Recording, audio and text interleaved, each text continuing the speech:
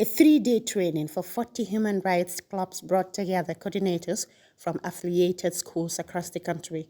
The capacity building was meant to promote human rights education in schools as well as enable teachers and coordinators to support the smooth management of human rights clubs in various schools across the country. This scheme is part of efforts raising awareness on human rights issues and key challenges impending human rights education, such as the culture of silence, impunity, and lack of awareness. The executive director of Bay Kanyang organization, Famara Jane, urged participants to advance human rights issues surrounding gender-based violence and bring rights education to the doorstep of every Gambian. I could see the interest, the participation in the room among the participants. It shows your commitment, your dedication, and determination in advancing human rights in this country.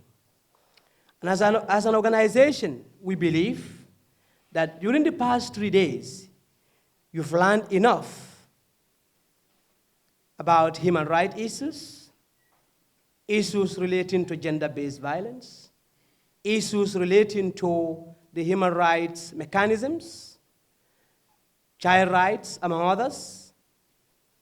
And we believe with all that, when you go back to your schools, you could do even more better than before when you were coming here initially. We rely on you, since we cannot go to every part of this country every time. Even if we would have loved to do it, resources would not allow us to do that. But as teacher coordinators in the schools, we hope that you will help us spread the message of human rights and help us in realizing our goal of bringing human rights education to the doorstep of every Gambian.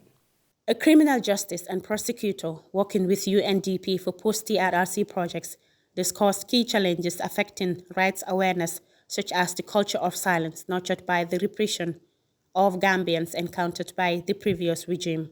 One of the things I was surprised at when I first came in here, I think maybe again, this is a training of firsts for me. When I looked at this list and I looked down this list of challenges of human rights education, and I saw on number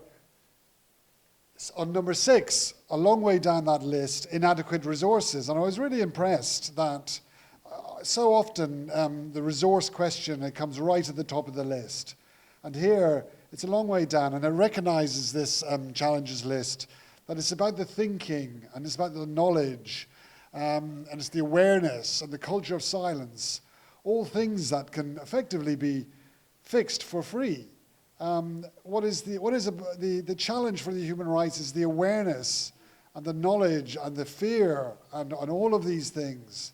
And these are things that Gambian people have challenged over these past few years. The National Human Rights Officer for the UN High Commission for Human Rights highlighted the significance of human rights education. This year marks the 75th anniversary of the Universal Declaration of Human Rights.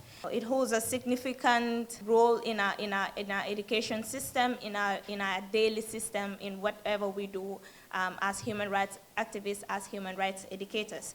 And it also serves as a reminder of the timeless principles and the values that underpins the rights and dignity of every individual, regardless of their backgrounds, of their beliefs, or of their circumstances. So as educators, you are now equipped with the knowledge, with the tools and the inspirations to ignite conversations, challenge perspectives, and instill a deep-rooted understanding of human rights in the hearts and minds of the next generation. A senior legal officer at the National Human Rights Commission, Basiruba, highlighted human rights challenges increasing gender-based violence. And I am a native of URR, and I know the human rights challenges that are over there, from caste-based discrimination to gender-based violence to lack of knowledge about human rights. And that is true for all other regions. But the fact that Bay Kanyang and its funding partners have tried to bring together people and participants from across the country speaks a lot to the effort that they are putting into this activity. The forum is expected to promote human rights education in schools across the country, with more educational institutions launching human rights clubs to enhance rights education. Reporting for GRTS News, I am Dado Chan.